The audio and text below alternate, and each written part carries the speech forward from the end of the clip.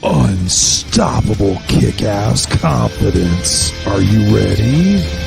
Welcome to the Raw and Unscripted show with Christopher Rausch, where we help you overcome your self-created crap without the self-help fluffy bullshit. Now please welcome our host, Christopher Rausch.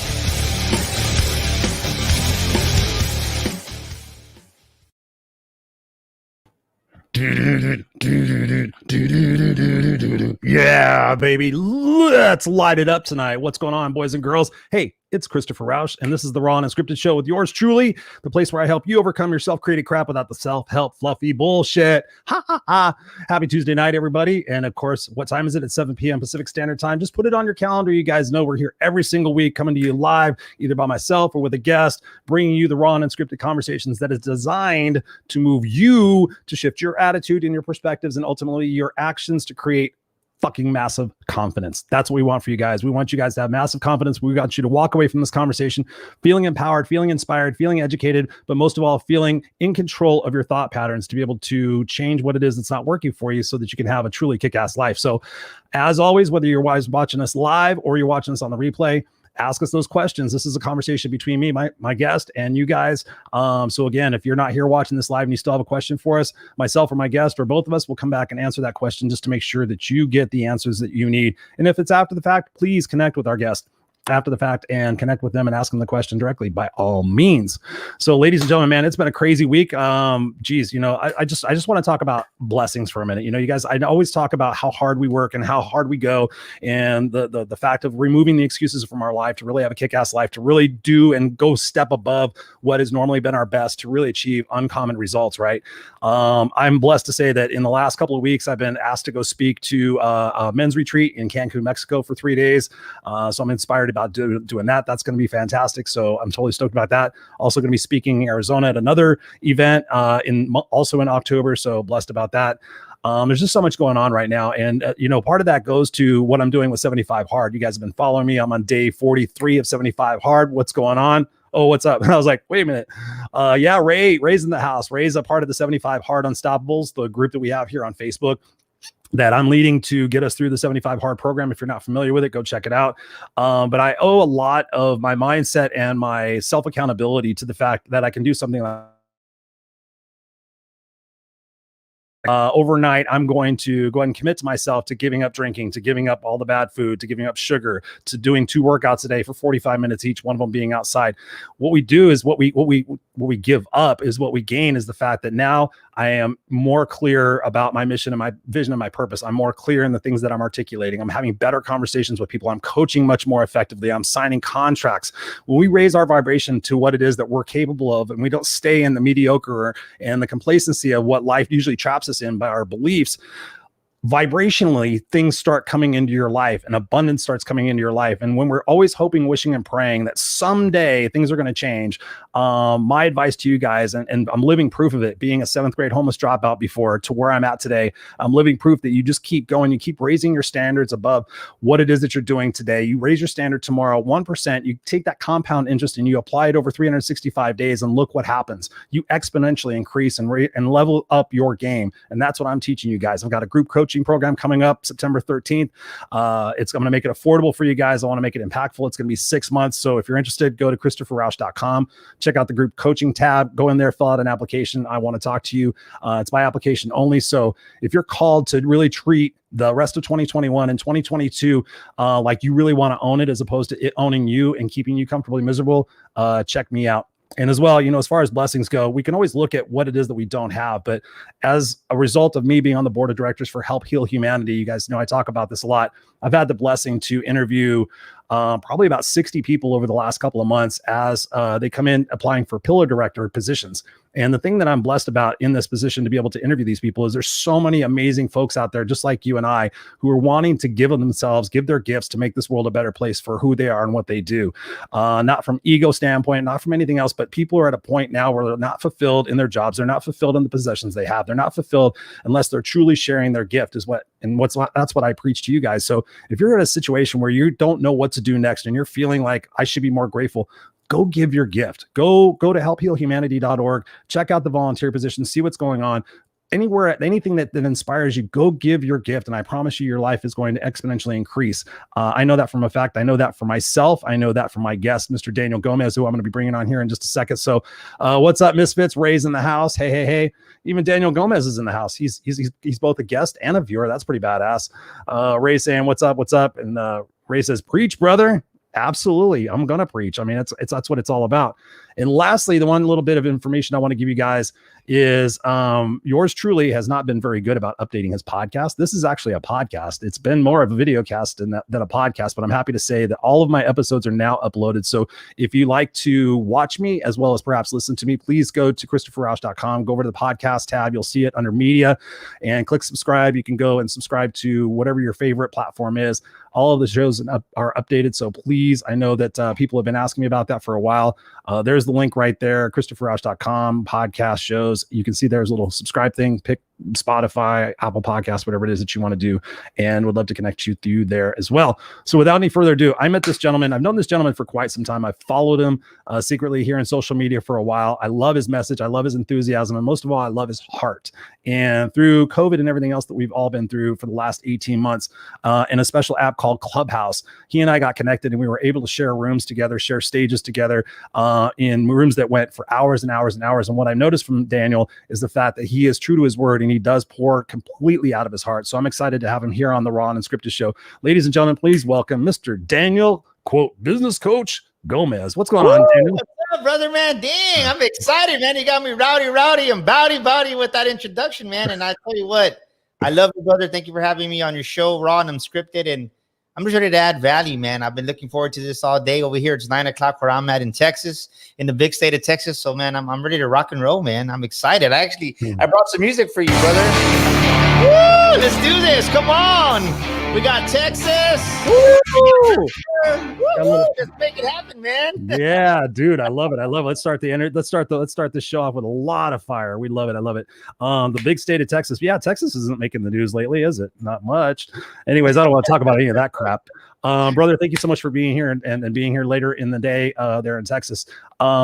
I just kind of mentioned COVID and talked about Clubhouse and whatnot. One of the things I've been asking a lot of my guests recently is what they have personally seen in themselves shifting over the last 18 months with COVID and all of us having to pivot. You're a speaker, you're always on stages and whatnot. And of course, COVID hits. What did you personally gain out of these last 18 months personally? And what have you seen also in the people that you coach and that you lead? How have they pivoted or not pivoted? And let's talk a little bit about that.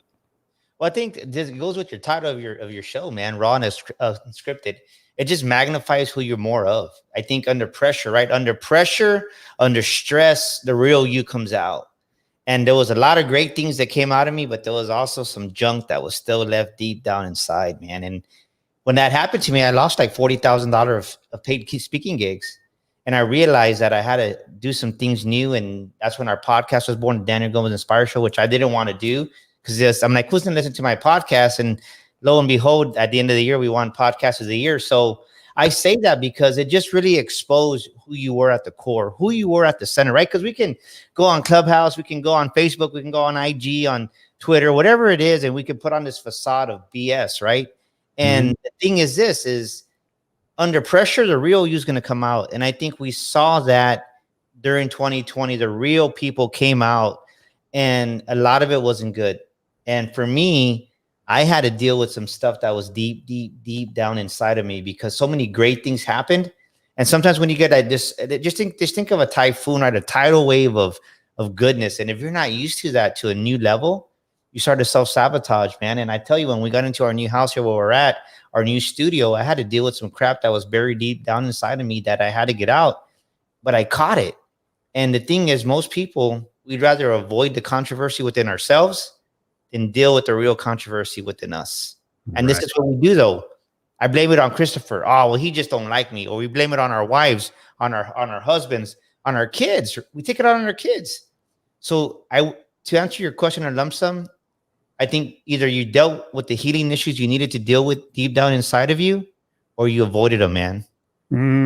Yeah, you either repressed them or suppressed them even deeper. I love that you say that, and that's one of the things that I was proud of saying in the intro is that you're vulnerable and that you're congruent and that you're real.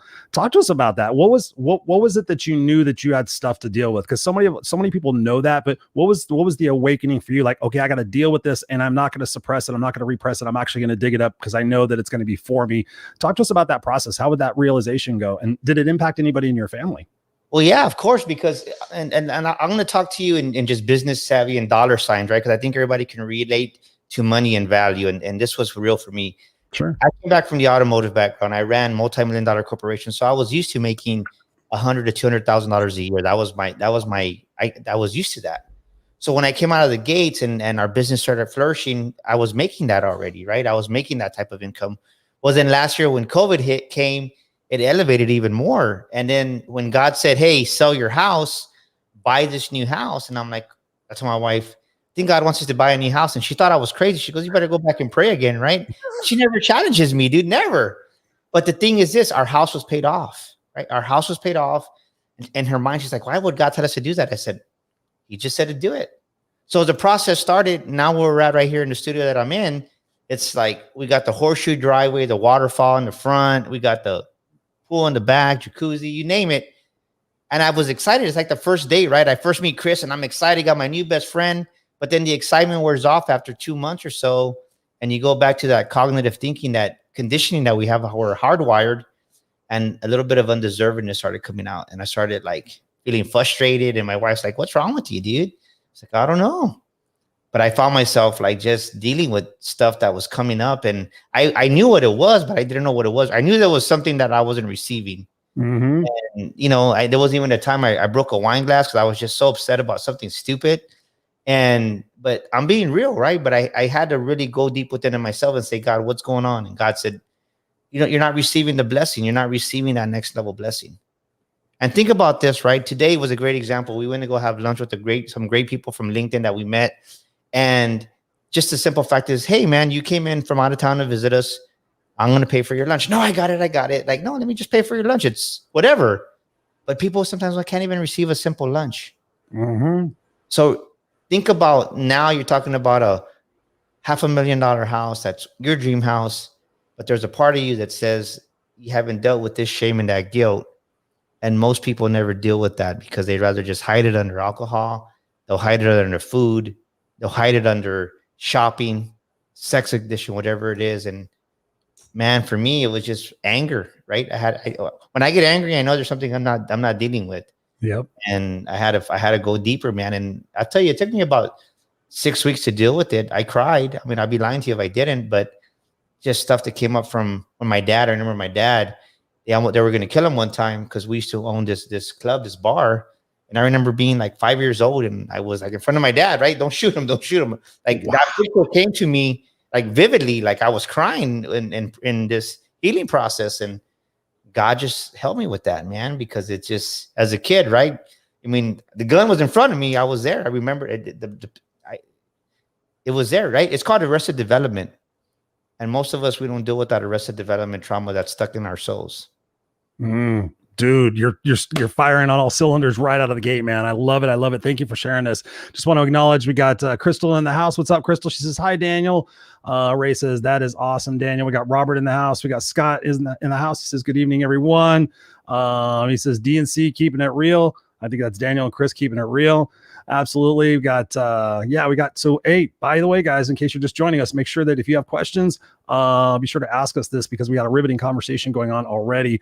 You know what, Daniel, I love what you talk about because, you know, I say the same thing. It's like, you know, we can either go towards the things that we fear or go towards the things that may make us uncomfortable. But for me, knowing that everything that I've been through in my life, looking back at it historically, I know that everything I went through prepared me for something to go through. Talk to us about fear. You know, was there any point in looking at this dark devil that was within inside of you? Was there a fear associated with it? And talk to us about how we can help eliminate other people's fears, like the fear of the unknown and how they do want to run away from their problems. Well, the fear is this. The fear is to deal with yourself. Like the fear is, how can I say this? Like we run from the very thing that is going to help us. It's like confrontation. People don't like confrontation, but when you approach it from a civil manner, and you don't raise your voice, and you don't take things personal with your spouse, with a friend. Just say me and you are having some issues, and I'd be like, Chris, can we talk and be honest with each other?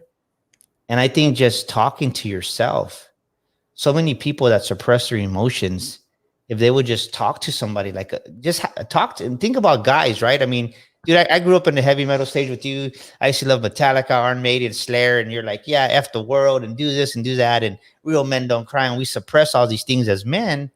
That's where the anger comes from. That's where the resentment comes from, and that's where the FTW set comes from. But I say that because once I learned how to just talk to people, and it said, wow, this helps me, right?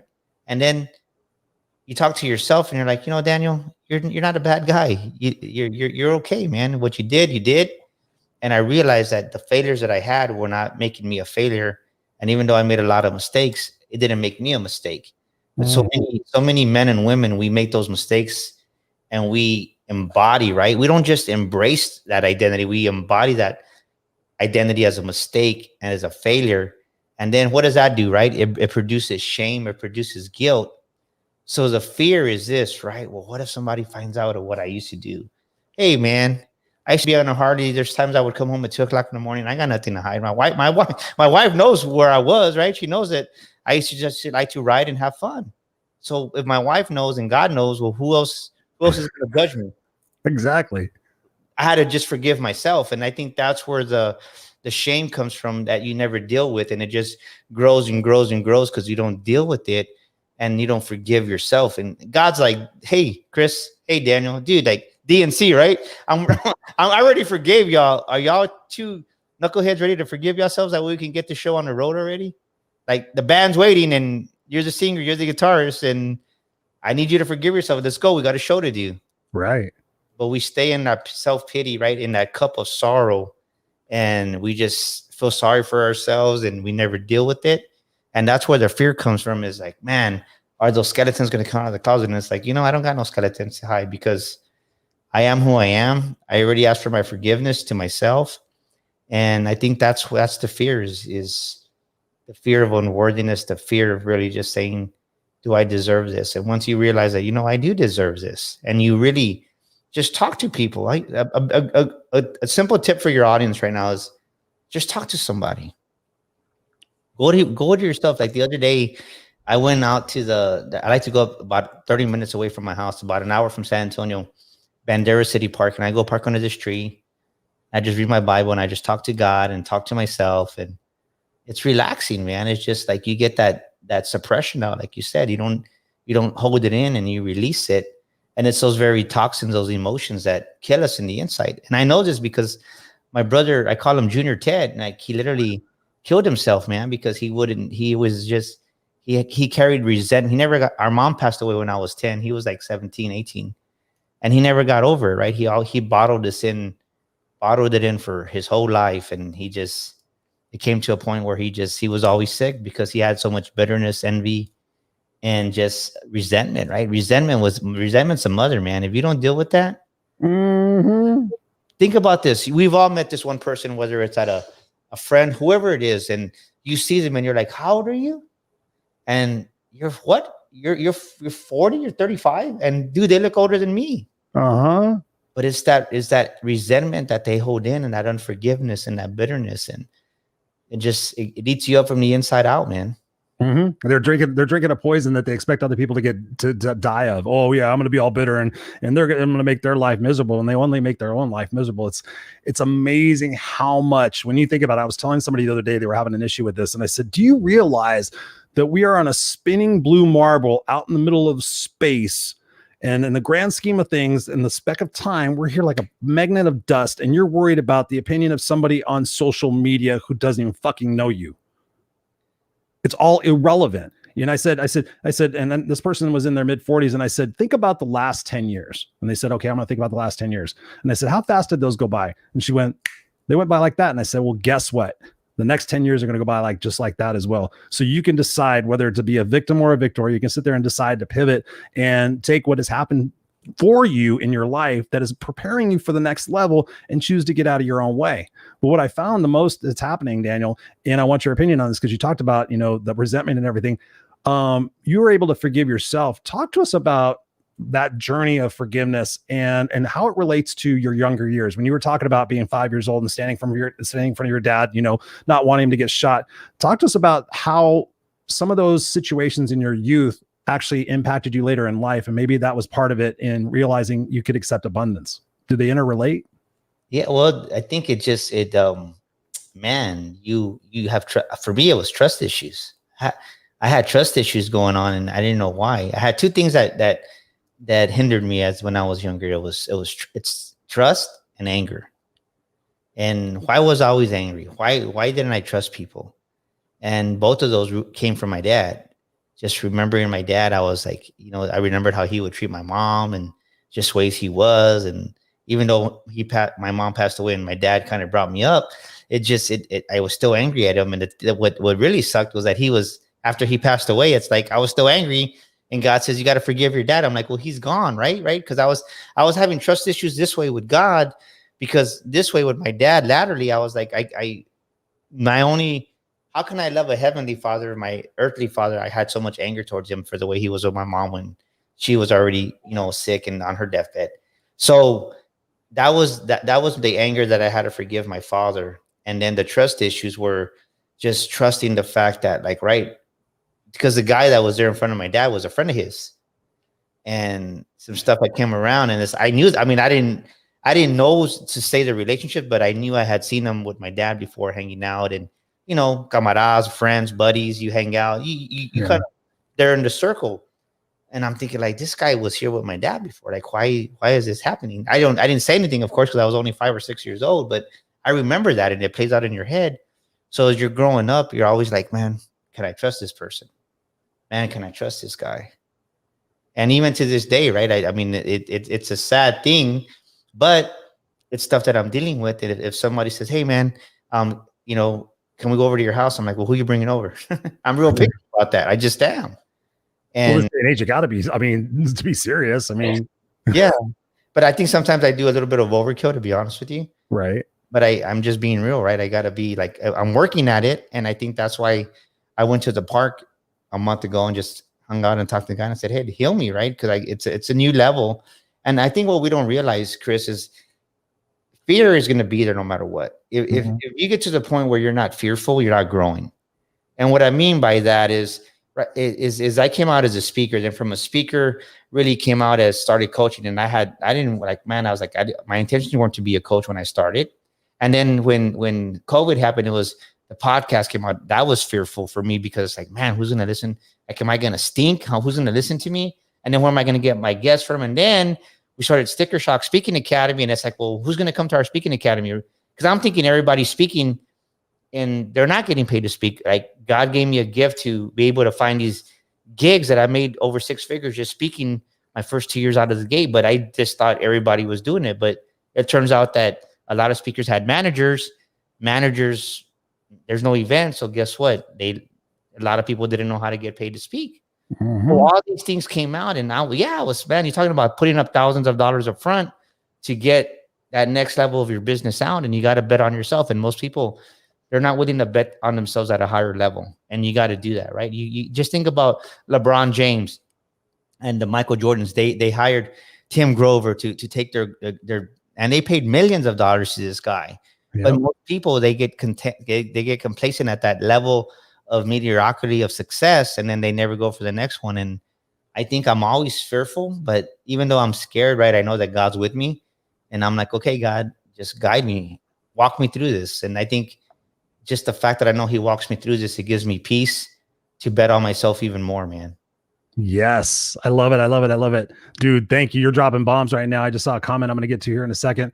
Jacqueline's with us. She says, I used to be a very negative person. It is all in the mindset. I don't want to feel that way anymore. So I changed. I have to keep an eye out for negativity from creeping back in, and I have triggers. Yes, absolutely. That's why, 10 years ago, I stopped watching the news and following politics. I was just like, oh my God, I want to be informed, but it started driving me crazy. And I was yelling at the television set at 11 o'clock at night, expecting shit to change. I was just like, okay, I'm not going to go lobby. I'm not going to go, I'm going to vote and everything. So I'm like, I just stopped watching, and my happiness quotient level went through the ceiling when I stopped. I'm like, oh, maybe if I stop hanging around negative people too, that'll go away. And it's not that I want to be in a vacuum full of all the same like-minded people and everything like that. Definitely not. But it's amazing what you do when you start getting rid of the negative influences in your life. So congratulations on that, Jacqueline.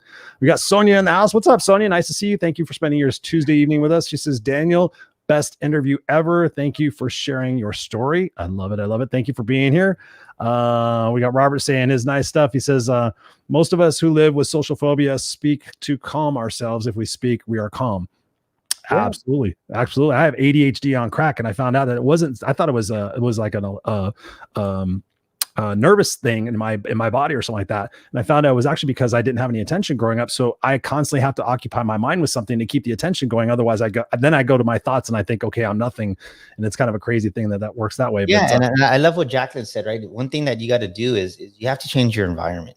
You have to change your environment. And so many people, like, I came from that, even though I was very successful in business, I still like to ride my Harley. And I had to get away from that biker scene, man. I had to. If I was going to be the speaker that I wanted to become, there came a point where I had to turn my back on my old life, and it hurt.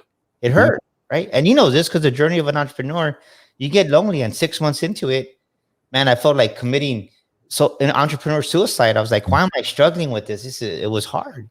But to answer what Jackie said, right? Not that the people were all negative, but it's just like their frame of reference or frame of mind was different to where I wanted to go. And you have to let go of those people, and not in a bad way. I mean, I still associate with a lot of them, but it's just, I had to make room for the new in my life. And so many times what hinders us as business owners or as entrepreneurs, or just anything, and just in life, in your career, we don't make room for the new, and we hold on. And the thing is this, we don't even realize half the crap is negative, because it just seems like normal, when in reality, it's not normal.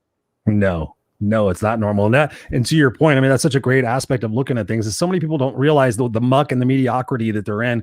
I love asking people questions. So I'll ask them, when did it become acceptable to be overweight? When did it become acceptable to not care about yourself? When did it become acceptable not to be the best parent you possibly could be?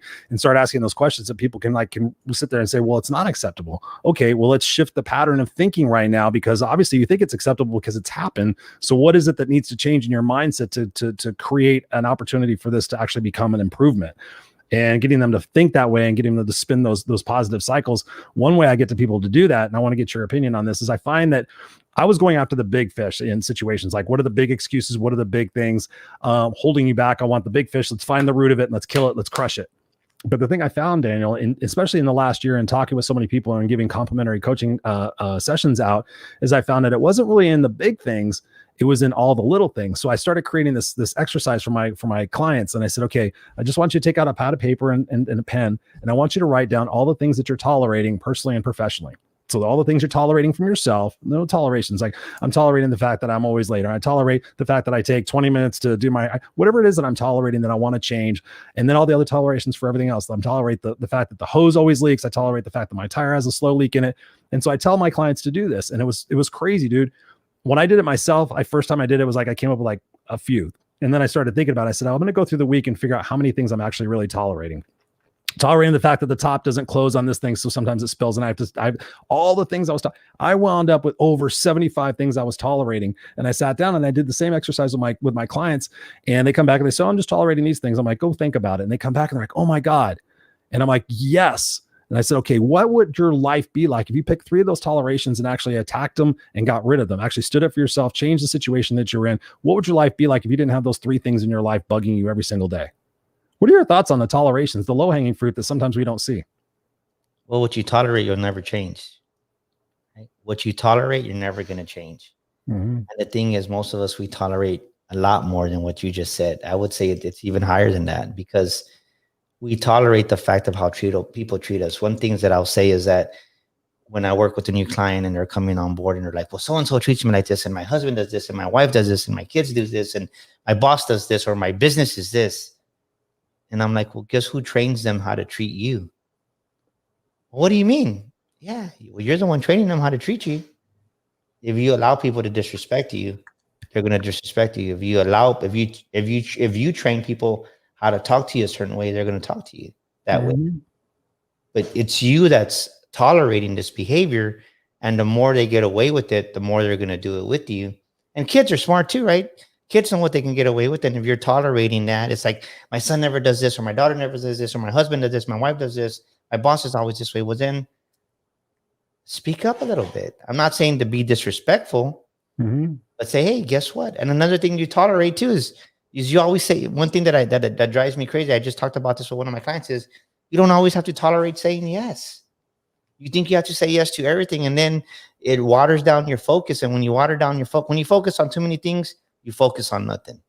And people don't realize that. And you tolerate just trying to keep everybody happy instead of keeping yourself happy. And then next thing you know, you really didn't do anything. And I say that because when 2020 came around, I really had to focus on people that I loved in our space. It's like I stopped saying yes to a lot of things because I needed to focus on Daniel. I needed to focus on my family and focus on where God was taking me to get clarity on that. And because I really did that, and even on my Clubhouse bio, I put God is my CEO, and I mean that. It's like I said no to a lot of things I would have said yes to in 2018, 2019, and you got to refocus, and you got to really do that, and you got to stop tolerating, because people, you and I both know this, right? I mean, there's a lot of great people in our space, but there's a lot of people that are not great in our space. I mean, just being real. I mean, I'm just being what it is. And dude, it's so true. And you learn who they are, and it's just like, you know what?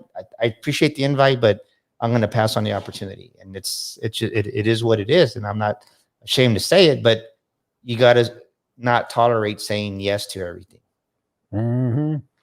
I love that. I have the same situation going on as well, because I'm like very selective in who like we were talking about before, trust and everything, selective, and especially in the industry that we're in. That's why I only associate with people that are ready to be game changers on that and really got to get to the root of the problem and not just all that other stuff. But something you said in there is really important, Daniel. And I think what is that shift like? The shift from going from, we're sold a bill of goods when we're kids. We're like, get good grades, or get a job, and go to school, and get a diploma, and do this, and have a family, and all this other stuff. And then you can retire and be happy. We're told all these things. We're programmed into our minds to believe what will make us happy. A good relationship will make you happy. A solid job will make you, no credit delays will make you happy. What is your definition of really finding true happiness? If you got to go back and talk to Daniel Gomez, 15 years old, 17 years old, what advice would you give to Daniel Gomez back then to have a happy life? Man, I'm doing it right now. It's really knowing who you are in God, right? When you accept Jesus Christ as your Lord and Savior, everything else doesn't matter. And I say that because he starts to remove the labels that society has put on you, that you're not good enough, you're too Mexican, you didn't go to college, and we're, like you said, we're conditioned to go to school. And I don't knock school. My daughter's going to get her master's, and my son's a senior at Texas State University. So I believe in college, but it wasn't for me. But I say that because everything I have, my mom passed away on me. I lost my dad. I lost 2 brothers, and it's like, nothing's been given to me. So I say that because it's all on what you make of what you've been dealt. Nobody chooses their parents. Nobody chooses their childhood. But you do choose how you react to the situations. And I think as we're conditioned, as we're growing up, we're taught how to live a certain life, right? Stand in line, be quiet. And you're talking about ADD. There's nothing worse than giving a person with an expressive personality like me and you. We're not meant to sit in a chair all day. And then they give you this medicine to make you go to sleep. It's like, no, you're just hurting the kid in the long run. But I think there comes a point where you really break free from that. And for me, when I really started saying, when I almost lost my wife 4 years ago, I said, I need a change. And it's just taking that responsibility, saying, no matter what I've been through, I could make all the excuses, like you say.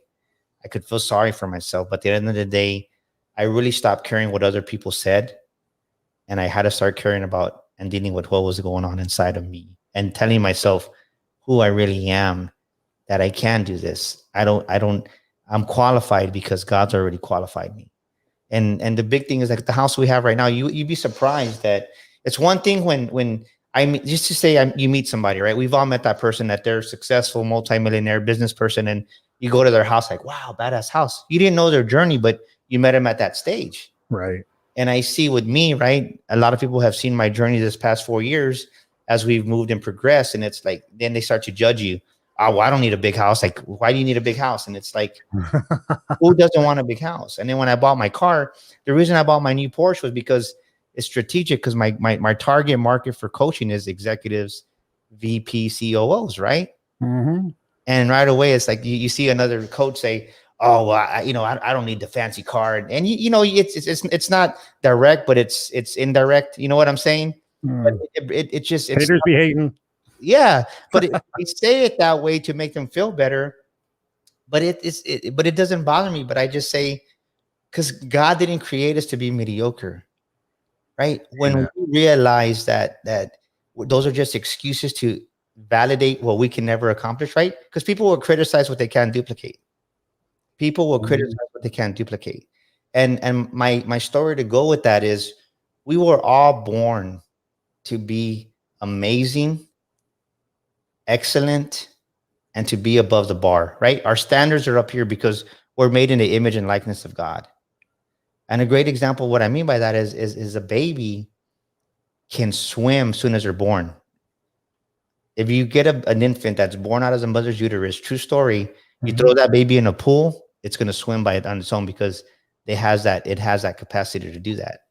But as parents, we see them by the pool or we see them by the tub, and we train them to be scared. Yes. And the same way, us as human beings, we're created to be fruitful, be multiplying, to be these successful people in business and life, right? That's the way we're created. But we're taught to live in poverty, lack, and scarcity, because that's the conditioning that we grew up in the environment. And I'll challenge anybody that says, well, I don't need this to be happy. Well, I don't need it either. But I'll tell you what, life's a lot easier when you have a nice studio to record your podcast in. It sure does help. Hell yeah. Yeah, those people, I always wish them well. Like, yeah, good luck with that. I don't give a shit. Move on. Life's short. Well, fuck off. That's why I have no time for that shit anymore. It's like, when I really became in my journey, Daniel, I was always, I think you may have known this, I was a suit and tie speaker before. I was getting up on stage wearing the suit and tie, doing and saying everything else everybody else was saying. And I got off stage at this multi-speaker event like we were talking about. And I was surprised to hear some of the speakers and the things they were talking about after they're speaking on stage. I thought everybody was like me and just wanted to help people. I just wanted to go out and help. Oh shit, I'm supposed to be selling something. Oh shit, I didn't realize that. Sorry. Everybody's out there. Fuck, how many sheets did we get? How many sheets did we get? I'm like, what's a sheet? I asked the photographer, what's a sheet? He goes, the sheet is how many orders they got. And I'm like, that's so-and-so. Why is he so worried about sheets? And I won't say who so-and-so was, but I found out a few of those so-and-sos are not the people that you see on their happy little infomercials and other bullshit. I was mortified when I learned more about that. So it's crazy. But when I ultimately became Chris and okay, I'm the no excuses coach. I did the different coaching. I wasn't congruent in my message. I wasn't congruent in my thoughts and my behaviors. I was pretending to be somebody I wasn't, to fit in, because I'd never fit in my life. So through that journey, like you were talking about, mine took a little longer than 6 weeks. It took about 2 years. But as I went through it and discovered, I'm like, okay, we're born here to be who we are. But it's amazing how many of us will spend so much time wasted in trying to be something that we're not. The number one regret of the dying is that I lived the life that I thought I was supposed to live, not the life I wanted to live. Talk to us about that journey for you, and what is your big why in life? Because I always think about things in terms of me. I came back from a funeral one time, and I was listening to this person getting eulogized, and the God's honest truth, I was like, okay, if I died tomorrow, who would show up and what would they say? For me, that was a wake-up call, because I thought, okay, 10 or 15 of my homies are going to show up. They're going to be Motley Crue, Bon Jovi albums, and a bunch of beer and Jack Daniels. And they're going to tell stories about how Chris got drunk and did this, and Chris was stupid and did this, and Chris used to chase all these girls, and Chris had a 16. Oh yeah, he was homeless and he helped people. And I thought to myself, I'm like, wow. So when I got home, as I always say, like we're talking about here, I put it out on paper. I'm like, I'm going to write my eulogy and see what's up. And I wrote it. And when I read it back to myself, I read it out loud as though I was at, a church or somewhere. For me, it would be on a beach. And I read it and I had tears running down my face, Daniel. And the thing that surprised me the most, the things that I thought were important were not included in there when I went back and picked it out. And what was most important is that the line in the end of it says that Christopher Rausch will have fought for what was right and what was fair. He will have risked for which that mattered. And he will have left the earth a better place for who he was and what he did. That day, I shifted so much in my life of what I was focusing on and who I was focusing on becoming, and just surrendered and said, I'm just going to be me. And I went and I got a coach and I got into a mastermind and I said, okay, how do you do this shit when you just want to be you? And everybody's like, don't swear and don't wear a bandana. I'm like, fuck that. I'm going to do that. I don't give a shit. And I got a lot of beat back. And now I got all sorts of people coming to me going, hey, how do I do that thing like you? Just be me. And I'm like, just be you. What's that journey been like for you? And what is your why? Man, I think for me, it was always, I was the youngest cousin out of everybody here in San Antonio. And I was the ugly duckling to say, right? And I always try to fit in because my older cousin was, popular. My other cousin she was beautiful too and popular. And I was a fat little kid. And I think just trying to fit in, it was hard when I was younger. And then once that I started really just, as I was getting older, 7th grade came around. I remember running in the back of my yard. Imagine just a trail. Every summer, every day I'd run because I wanted to lose weight. And then I said, I want to play sports. I played football in 7th grade and I lost all this weight. And I finally felt good about myself and I never looked back. And I think for me, it was just stages that we go through, right? But I think when I really came to know who I was and love me for who I am, like now, like, right, I don't care if people mock me and laugh at me about God. But I know who my CEO is, and I know that what I have is because of him, and I'm at peace with it. And the thing is, like, we really have fun at home. Like, we really go to the lake and we have a good time with the kids, and I can have a civil conversation with my children, and I'm not yelling at them and talking down on my kids and telling them cuss words and you're not going to amount to shit. And that's not our home. That's not our energy. So that's who I am at the core. And people say, well, man, you talk about God a lot. I'm like, they can always unfriend me. Exactly. But that's who I am. But it's surprised the people that you think are the happiest, like you made the comment, the reference to, you see them on stage or you see them on social media and you think that they have this personification of who they pretend they want to be. It's like, I'm just me, right? I mean, whether you see me speak here with you or in Clubhouse and, I'm under pressure and I'm thinking about what to say. It's like, I don't say anything. Of course, I get angry. I'm not going to say I'm not human and people, you're not going to piss me off, but it's like, I'm going to defend my family if I need to defend my family.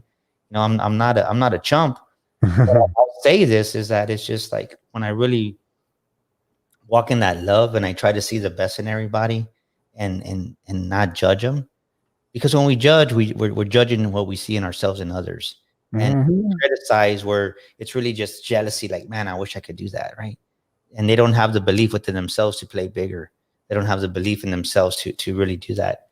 And I just really stopped caring, because the truth is I'm never going to measure up to Chris. I'm never going to measure up to Tony Robbins, because I'm not you. Right. I have my own DNA. And when I measure up to who Daniel Gomez was created to be, if I'm not measuring up to myself, well, then I got a problem, because God's saying, why aren't you being the best person of who you are? Why aren't you living to your full potential?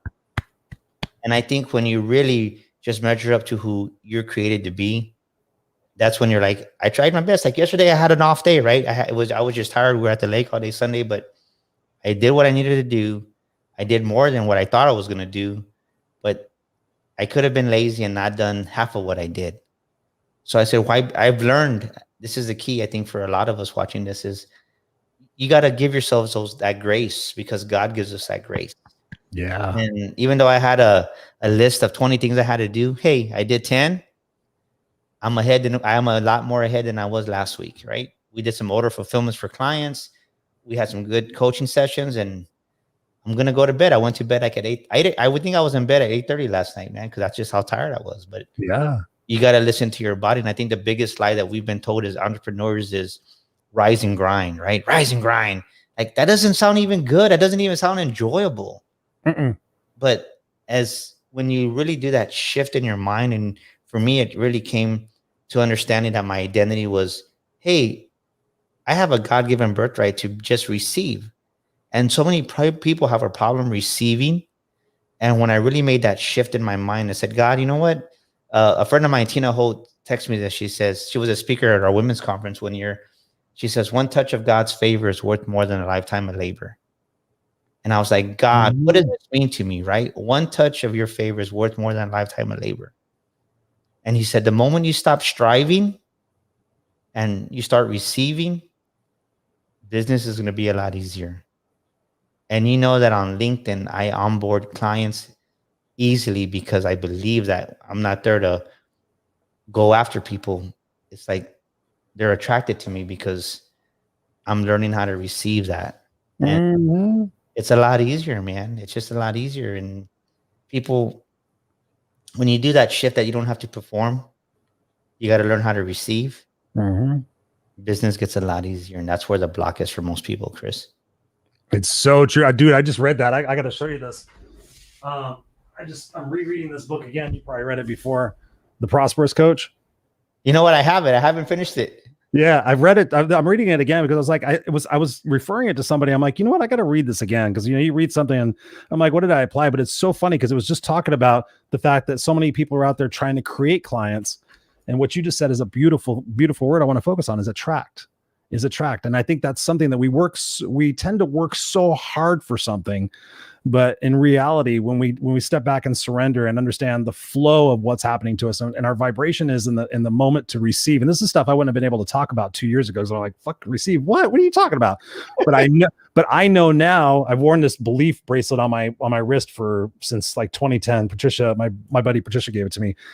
I believe and I surrender now into not being a control freak like I used to be because of my homeless situation and everything else. My coach in 2019, God bless her heart, Sally Anderson, said, fuck, mate, you're always in survivor mode. And I'm like, no, I'm not. I have a beautiful house. I have cars. I have all this stuff. I'm not in survivor mode. I'm not afraid of becoming homeless. She goes, no, look at your actions. Look at the way you focus. And I was like, whoa. And then she had me watch this video by Steve Harvey, the comedian talk show host, video called Jump. Have you ever seen that? Yeah. I love that video. I watch it every once in a while to refocus me. Yes, I should get fucking royalties, but I recommend that video like 17 times a week. And she says, go watch this video. She goes, it's less than 2 minutes. I'm like, less than 2 minutes? What am I going to get out of this?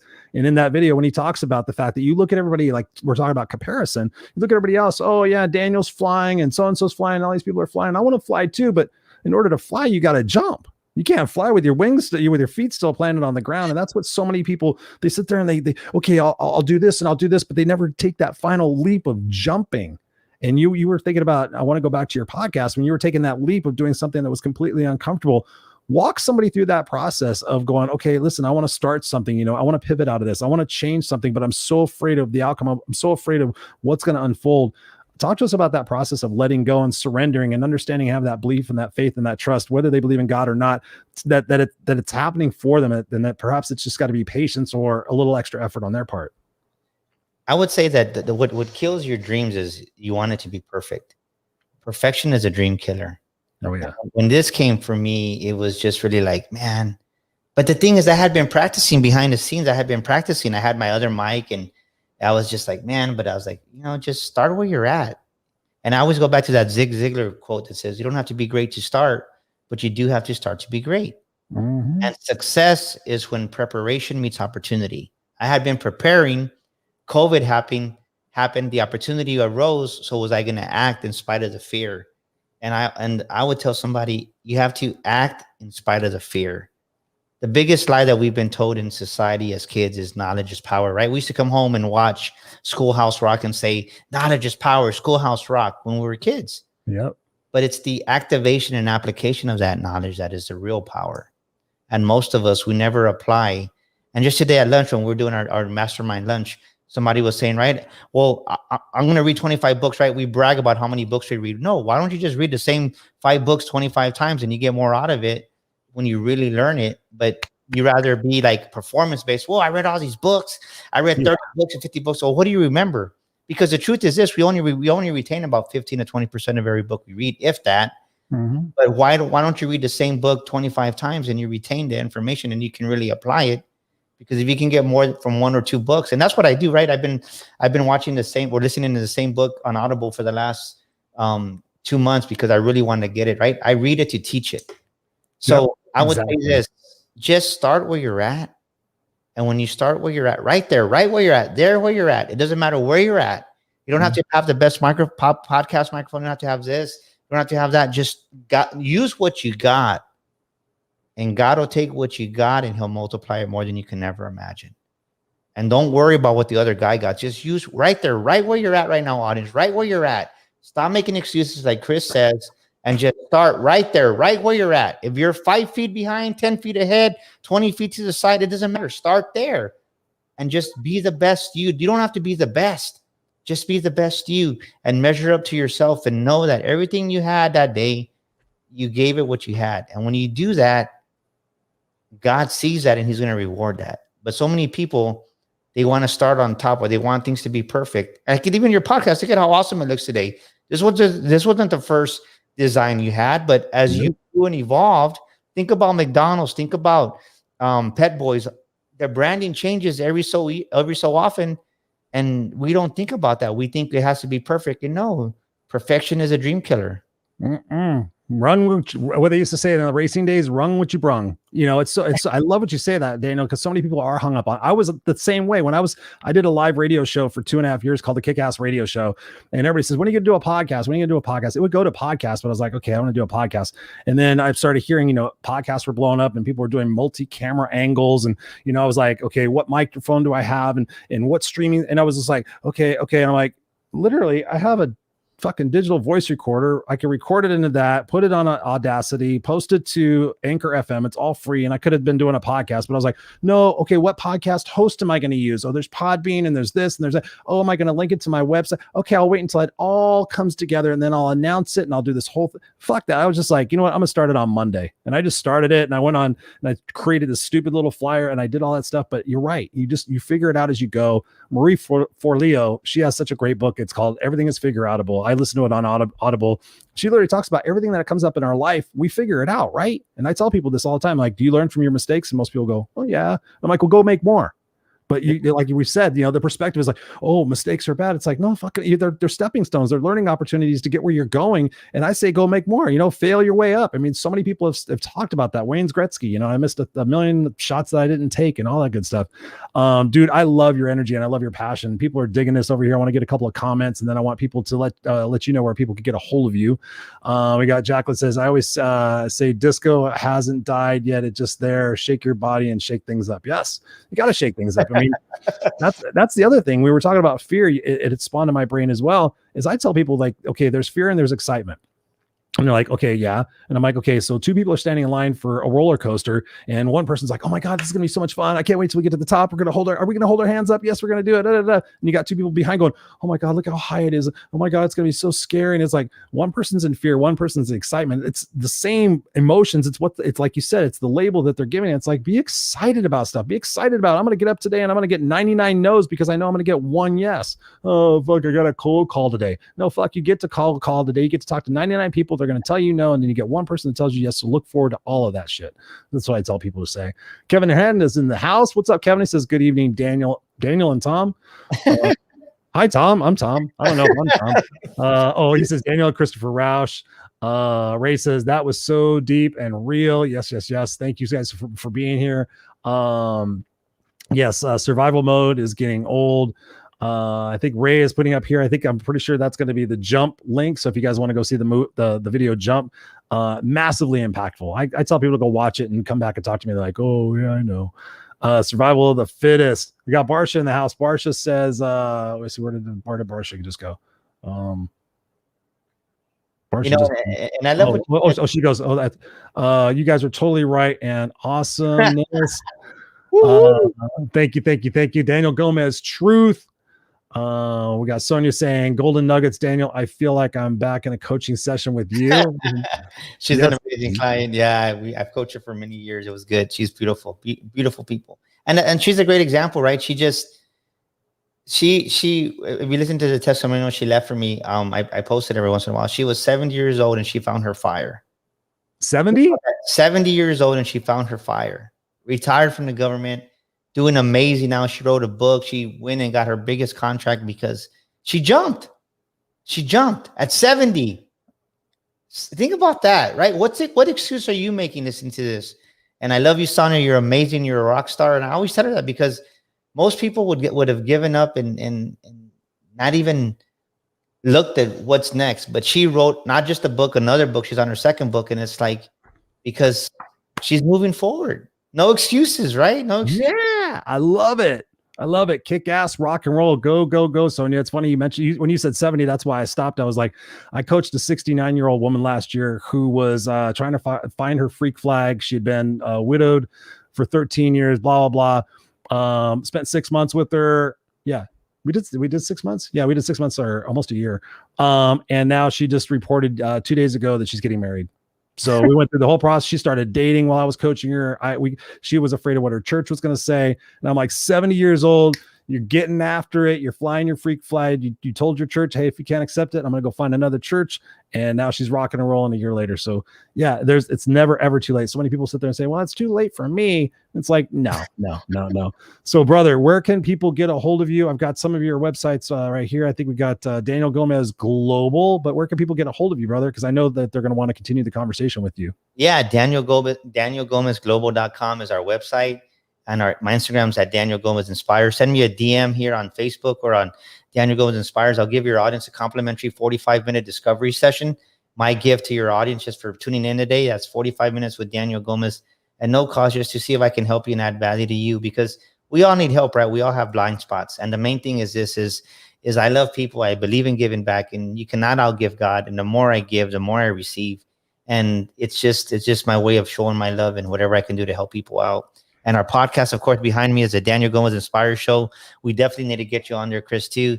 You know, we won Podcast of the Year, so subscribe to our show on iTunes. It's on Spotify. It's on iHeart.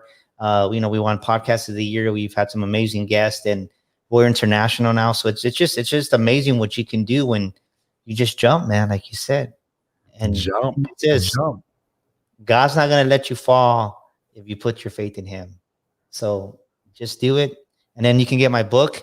I have 2 books. You can go to Amazon. You Were Born to Fly. This book is great for self-confidence, leadership, right? Just a personal growth book. And if you need help with sales, sticker shock, right? Most people don't make the sales they need to make because A, they don't know the word tracks, and B, they don't think they're worthy and deserving. So they don't even ask for the business, or like you said, they don't even make the cold calls. So go get these books on Amazon. They're going to help you.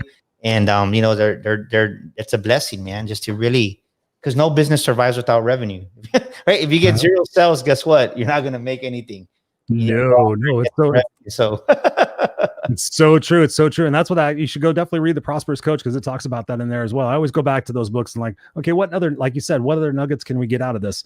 I've had so many people tell me like, I read Think and Grow Rich. And I'm like, do you apply the stuff that's in it?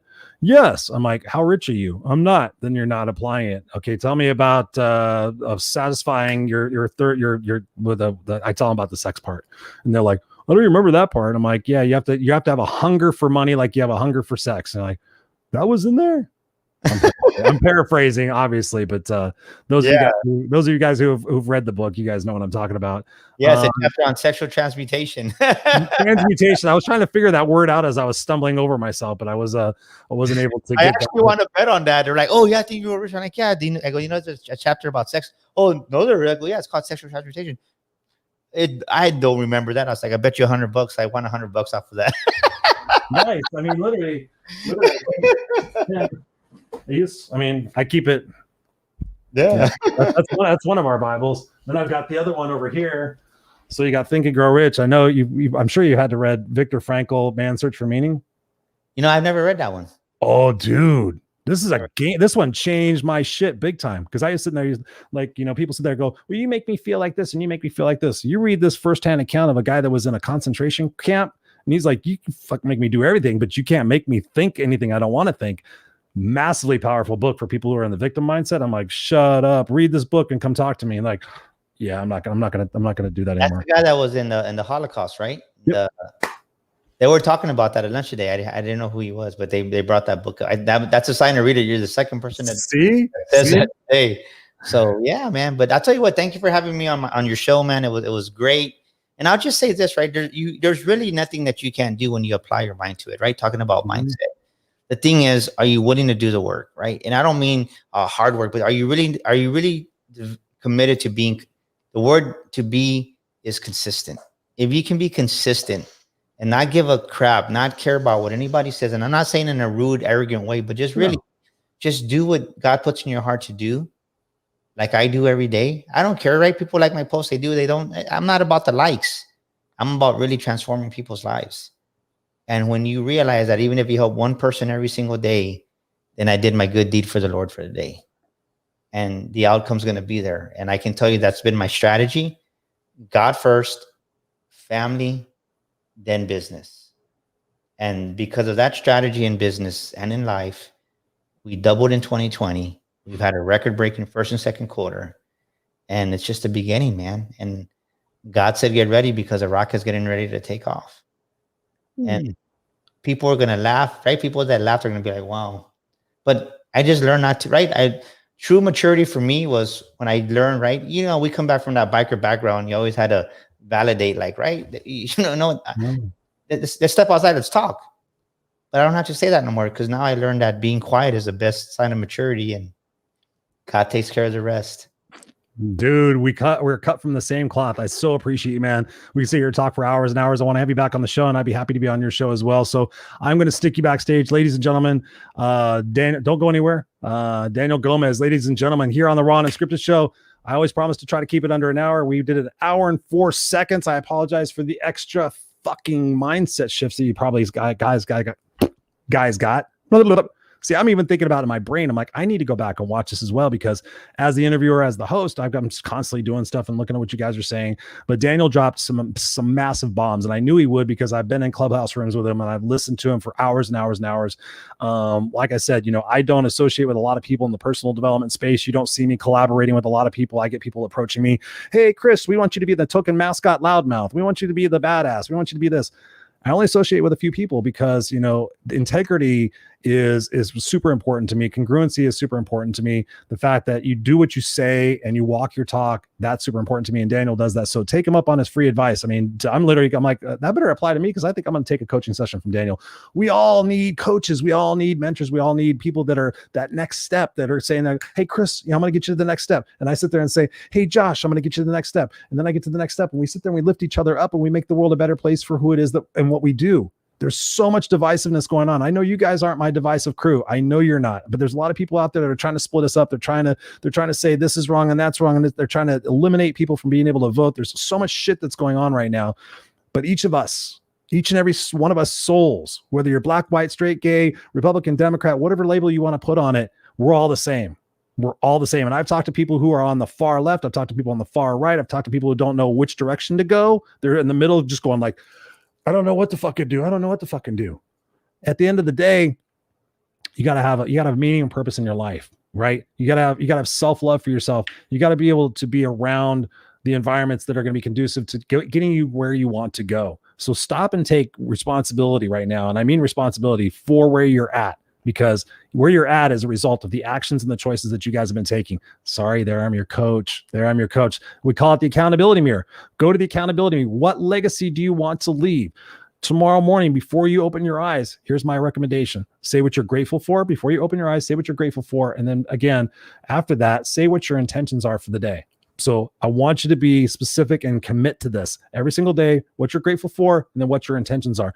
And I hope that your intention isn't one of them. I intend to be angry at stupid shit today. I intend on being mean to people who don't deserve it. I intend on being grouchy in my car for no fucking reason. I intend on being an asshole to my coworker at work. No. I want you to get up and say, my intention today is to be present and playful with my kids. My intention today is to be a good example of a husband and wife. My intention today is to bring positivity and joy into the world. My intention today, start your day with the right intention, with gratitude in your heart, and watch what happens and watch what explodes. I love you guys dearly. I'm gonna let you guys go here because some of you guys are on the East Coast, but I appreciate each and every one of you spending your time here live with us or on the replay again. I just want to let you know, thank you so much for Barsha for being here. Sonia says, excellent. Thank you. Look at this. Daniel's already here. Look at, he's got here. He's like, book your complimentary show. Do it, ladies and gentlemen. Jeez. I mean, that's amazing. Look at, he's already in here commenting. He's like, what's going on? Appreciate you, my friend. That is customer service. That is what's going on. Ray says, well done, Christopher. Thank you, brother. I appreciate you. I'm still waiting on your message reply. You're not getting away from me, dude. So yes, Robert's in the house. Scott's in the house. Scott says, fantastic show. Thank you, Daniel and Christopher. You're most welcome. Thank you for spending your time with us. And if you feel inclined, share this shit out. Share it out. Tell somebody, say, hey, listen, man, you've been in a pissy mood. You need to really watch this and take notes. Don't be afraid to say shit to your friends. I mean, that's one thing. I was sitting there and they're like, oh, my best friend, this, you know, do you tell your best friend the truth? Well, no. Well, if your best friend's being a downer and an asshole and whatever, a victim, then say, hey, listen, watch this show, fucker. Daniel doesn't swear, but I do. Sonia says, Daniel is the best coach, life-changing. I love it. I love it. I love it. Thank you so much for being here, Sonia. Robert says, grateful for your brother, for all you hear, and grateful for me. Yes, yes, yes. Ray says, I love it when Chris does the Dennis Miller rant. Who's Dennis Miller? I'm just kidding. I'm old enough. Yes, I'm old enough. Dennis Miller, whatever happened to him? You guys are amazing. Can I quote you, Kevin? Thank you so much, brother, for being here. Again, share the shit out if you'd love it. And thank you for being here. We're every single Tuesday night. And look who is here right at the bottom. She goes, another great day here. Love starting my day with meditation and gratitudes. Thank you, Pamela, for being here. Love you, darling. So there you guys have it. Another episode of the Raw and Unscripted show with Christopher Rausch. Again, we're on podcast. So go to ChristopherRausch.com, go to media, see podcast, click subscribe for your favorite show or your favorite platform. And then you can go back and listen to all the shows that you might've missed before. So I love you guys. Stay classy, stay kick ass. And we will see you next time here on the Raw and Unscripted show. Go out there.